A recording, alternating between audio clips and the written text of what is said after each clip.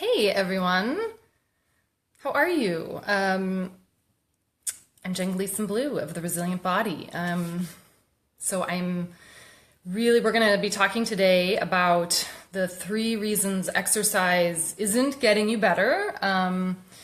And for some of you, maybe you're like, I don't know, like I don't ever expect exercise to get me better, so that's not an association you have. But my guess is if you're watching this, you have some ways that you have been moving or exercising, and pardon the thumb there, and you're trying to figure out, okay, well, why isn't it doing what I expect to be doing? So we're going to be looking at those reasons. All right.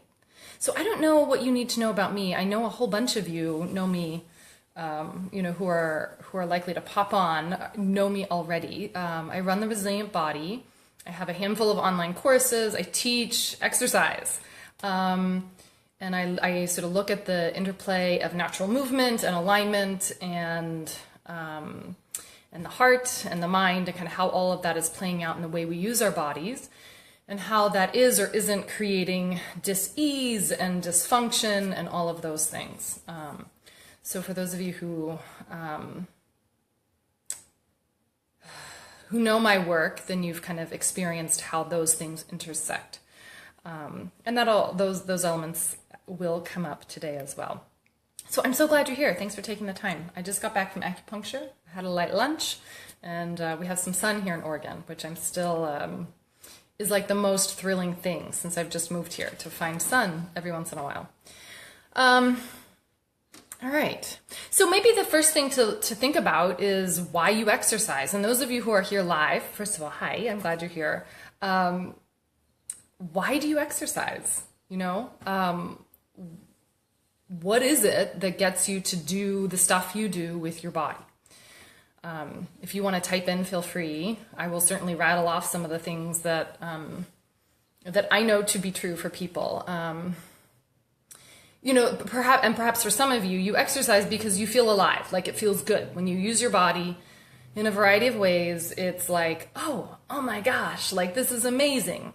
And I certainly have those experiences too, where it's like, it's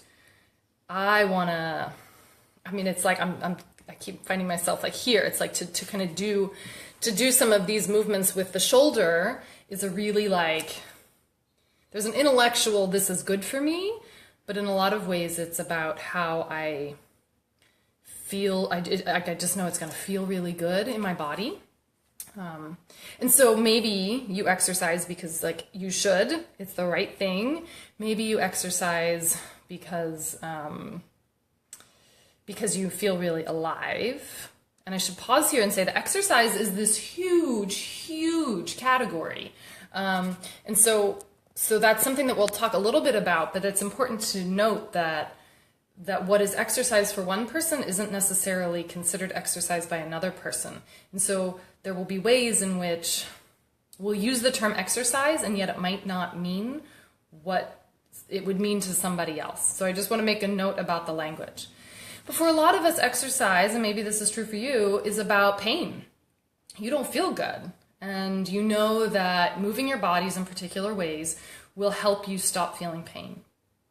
Or maybe you have dysfunction, something's not working well. And you know that that using your body in a different way, doing particular kinds of exercises, is supposed to create a better functioning body. Maybe for you, there's a disease without the hyphen. So there's a specific disease you have that exercise and maybe particular kinds are supposed to help you address. Maybe it's weight, right? So, and that's a big one in our culture. We're a little less about function and a little bit more about appearances. So perhaps exercise for you has been about weight, and you're supposed to lose weight. So some things that we face are not ones that we would likely think of exercise for, right? So I'm thinking of things, some sorts of, and I want to be clear, the way we use our bodies all of the time impacts health in so many ways that we don't understand. And yet there are a variety of communicable diseases and certain kinds of cancers, autoimmune diseases, things like this that movement may support, movement may prevent even sometimes. And you're not necessarily going to be looking at exercise to fix those things. That might not be where you would first go. And so you wouldn't be frustrated. You wouldn't be feeling like, why isn't this doing what it should be doing? Because you don't have that correlation that you're holding in mind. Right? Like you get Lyme disease and you're not like, well, I'm, stretching my body in a bunch of ways and I'm going for walks, and maybe you understand those things as supportive to your health, but you're not having the same kind of, I think it is like that frustration. I'm not getting better and I'm supposed to. But then there are those things that should, and I should put quotes, where we are expecting, kind of an A plus B equals C scenario. Like if I have this problem and I do this, then it should eliminate this problem. And I wonder if you've had the experience of that actually working for you. So you have a physical problem, you add in exercise, and the physical problem goes away. Maybe it's even worthwhile for you to pause for a moment and think about that. Like what has exercise done for you? How has it helped you address the problems that you are facing in your body? How has it done for you what you would want for it to do? And there are simple things. So as I said, I teach alignment and natural movement. So if somebody comes to me, and it's like all this low back pain, and I'm kind of looking at their body and looking at how they move, and it might be a simple thing like, let's back your hips up over your heels. And once somebody gets their hips over their heels, and when they're standing, they start to do that, and maybe when they're walking, they keep their hips back a bit instead of this kind of forward thrust to the pelvis. Maybe they do some hip strengthening exercises and some hip opening exercises, and the next thing you know, their exercise has translated and their shifts have translated into no more back pain. And that's so amazing when that happens. And it happens all of the time. I have clients all of the time who it's like these simple adjustments, a few exercises, and what was bothering them is no longer nearly the problem it was, or the problem disappears entirely. But that doesn't always happen. We don't always get better when we put in the inputs that we think should resolve the problem. We don't always get better. So I have a list of three reasons exercise isn't getting you better, and that is not to say that there aren't more reasons. Oh, hey, Colette. I'm glad you're here. It's not to say that there aren't more reasons that you're not getting better than these three, and maybe more specifically, it's worth saying that there are shades to these and various elements of them. So we'll get into them, and as more come up for you, feel free to share them and comment and all of that. I'd love to hear kind of what you have noticed, or as I share my three, if that brings up things in you and you're like, oh, this is actually another thread for me. All right, and I have a cat who's going to try and jump up here on my standing desk. That is a little precarious. I actually, so I'm always needing to change heights to do whatever I'm doing. So right now we just got in from a road trip, and I have a table and a cooler on top of the table, and then I realized that would be the perfect height for the phone, or almost the perfect height. So my cat, new surface, the cat wants on.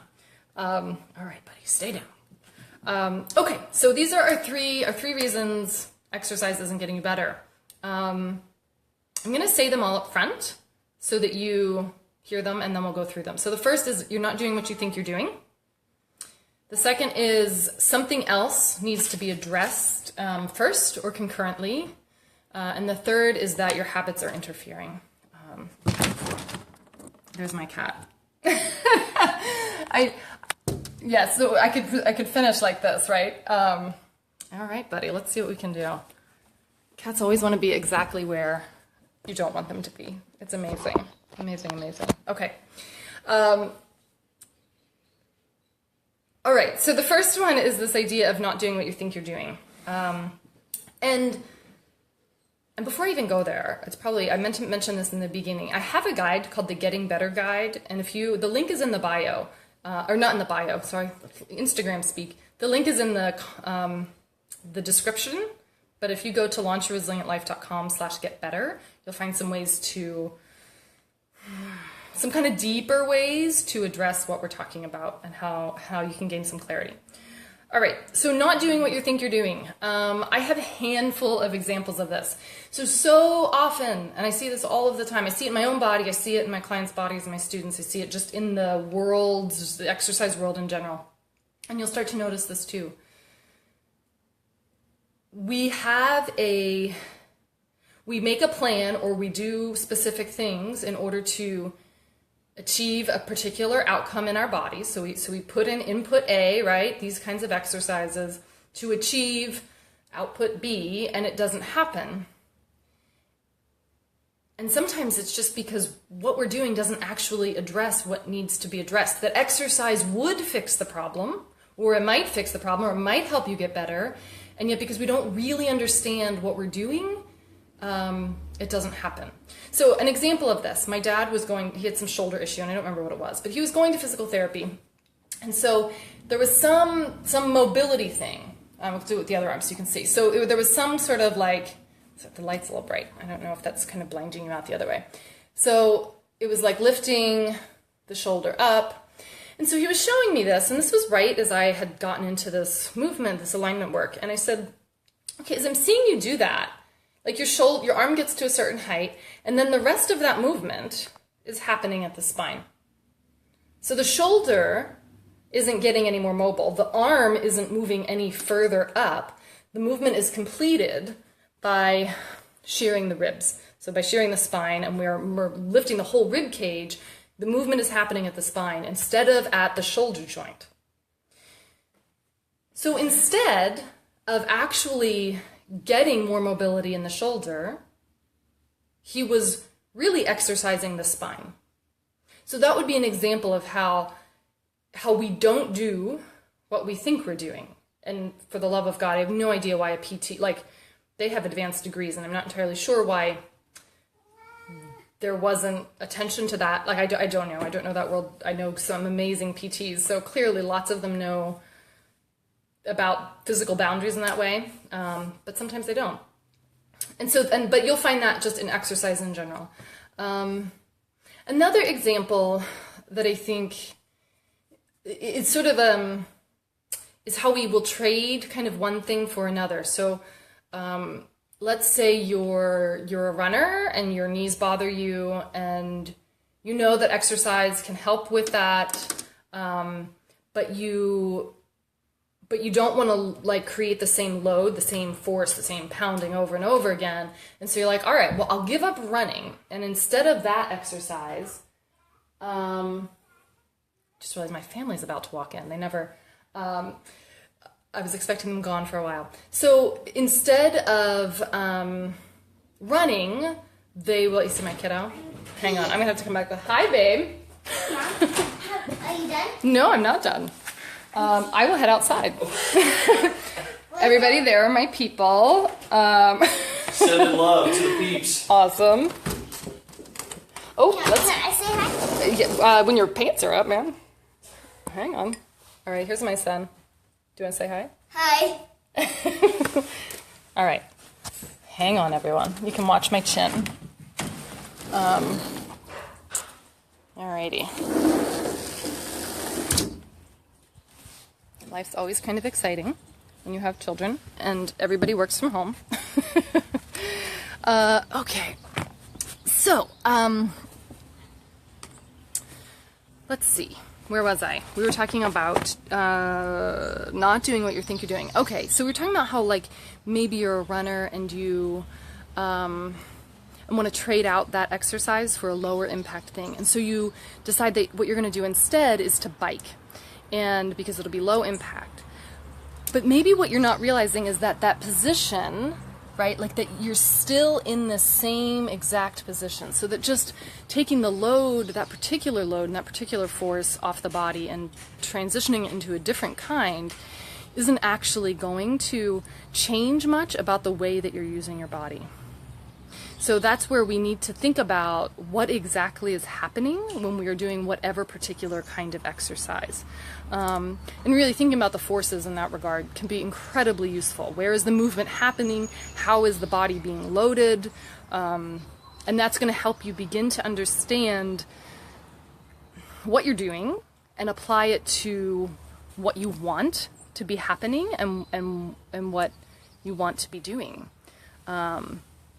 If you have questions, feel free to ask them. Okay, so that was number one. So like when you don't know when you're not doing what you think you're doing, that interferes, and what you can begin to do is try to better understand how your body works and the goals that you have for it. And how your exercise works. What is the actual exercise supposed to be doing, and is that actually happening in the body as you do it? All right, so number two, this is a huge one. So as I said when I ran through them all, something, and you have to pardon the movement of the screen because I am now without a surface to put it on. Something else needs to be addressed or dealt with first, or concurrently. And I am a perfect example of this. This is where there are so many different shades of this idea that come into play when we're thinking about getting better. I've had this like digestive stuff that's going on. My current doctor thinks that maybe I have parasites. Oh, beautiful breeze. I hope it's not too noisy for you. I was working with a pelvic PT a while ago, and I've had this digestive stuff kind of on and off for a while now. And so she was dealing with some of the imbalances in my pelvis, and she said, until you get this digestive stuff resolved, like your pelvis is just going to keep being pulled out of whack based on where the attachments of the muscles are and how that interacts with your intestines.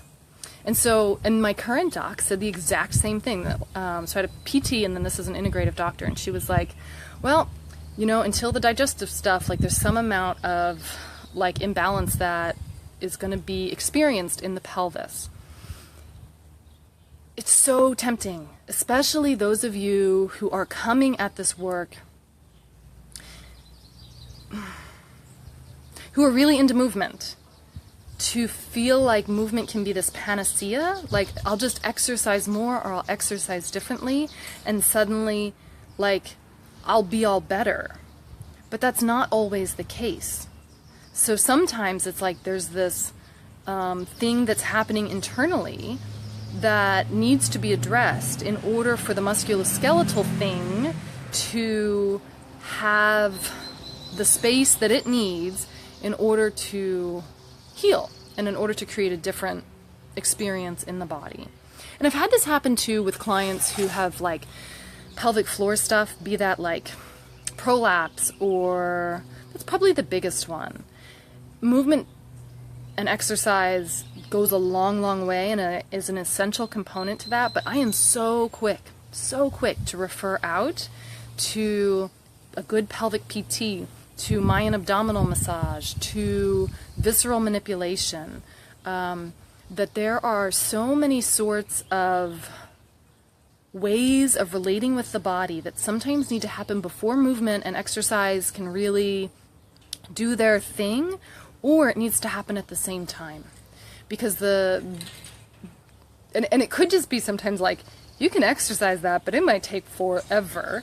Or it could be, and you can really kind of create a faster track if you have body work or those kinds of supports. And then there are the kinds of things like the digestive stuff that like no amount of twists and psoas release and everything is going to necessarily get rid of the parasites, if that's what I have. And so that issue needs to be addressed in order for the exercise to begin to restore the balance to the pelvis in that regard. And then the other piece of this, so when I think about something else needs to happen first or something else needs to happen concurrently, and if you know me, then you'll hear me talk about this, but there is we're somatic creatures. We are whole beings. We are not just a body. And when we try to address the body just by looking at what is physical, then we're not going to get better. Or if you're not getting better, then it's time to really seriously attend to that. A friend, a mentor of mine, had just written recently how she had this sore throat, and she was doing all the things you do for a sore throat, like whatever supplements she takes and rest and things like that. And so then she asked her throat what was really going on, and it led her down this emotional release. She ended up having this really big cry. Sore throat was gone. And I don't mean to imply that all of our stuff is like, it's certainly not cognitive. Oh dear God, if you just think you'll be better, you will be. That's not a place that I go. Our emotional reality, however, deeply, wildly, irrevocably impacts our physical reality. So when you are finding yourself not getting better, even though you should, because whatever you're dealing with seems like movement and exercise and physically related, then I encourage you to not only look to see what other kinds of support you need in the way of body work or doctors or things like that, but to also look at what's happening in your emotional reality and what's happening in your psychological reality. And maybe what you need is to bring some presence to that. And that's part of my Getting Better guide that I linked to in the descriptor. But you also might want other kinds of support on that. I see my therapist, my somatic psychotherapist, and I should be clear that that's a really important distinction for me, somebody who really knows the body and its interplay, but I see her every week because there's stuff that I want to deal with, and there's stuff that I know impacts how I move in my body, and impacts what's functional or not functional, impact what feels good and what doesn't feel good, and I want to attend to the whole self in that regard. So if you're not getting better, and exercise should be getting you better, then explore what you're doing so that you actually know what you're doing, and also look to see if there's something else that needs to be addressed, either first or concurrently with exercise, in order to support the full health and the full healing that might be available to you. Sorry, so that was 1 and 2. So the third one, and this is another huge one, and I'm always like, we often get stuck here. Although some people only want to do this part and don't want to do the exercise part. It's really interesting. But it's so often about our habits. So if you're not getting better, and you should be getting better, and exercise isn't doing the thing, then we need to look at what are your habits day to day. So the body responds, as one of my teachers likes to say, not to what you're doing, most wholeheartedly, but what you're doing most of the time. So just because you might exercise with a lot of enthusiasm doesn't mean that you are choosing those movements. How do I put this? It's really just about, what are you doing all of the time? And so just because you do shoulder work, right? You spend time opening your shoulders, and maybe you even hang from trees, and you do some floor angels, and maybe even some push-ups and things like that. And you're like, why is there no change in my thoracic area? Why is my chest still tight? Why am I so hunched? Why do I have all of this internal rotation of the humerus? That's the upper arm bone. It might be because all of the habits that you have day to day, the way you're spending most of your time, is actually reinforcing the current literal shape of your body. And I just made this discovery, I didn't make that discovery, but I made a particular discovery as it relates to my own body with that recently, where I was noticing how, because I have a lot of tension and shortness here, and I sort of like, all right, I know a lot of the habits that contribute to that, but what I noticed is that I don't use a mouse. And so I am always, when I'm using a trackpad, right, I'm always coming into internal rotation of the humerus, and my arm is often, especially because it's a little further away, my arm's crossing toward the midline of the body.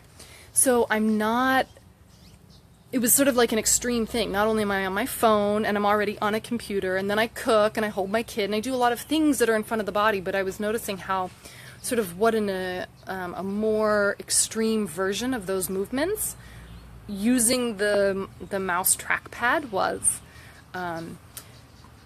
So when you're not getting better and you're doing the exercises that should be getting you better, it's really useful to look at the habits that you have, the movement habits that you have all day, because it's not just about the exercises you do. It's not just about the 20 minutes or the 45 minutes or the 2 hours of exercise you do. It's about the repetitive positioning, the repetitive movements that we go through.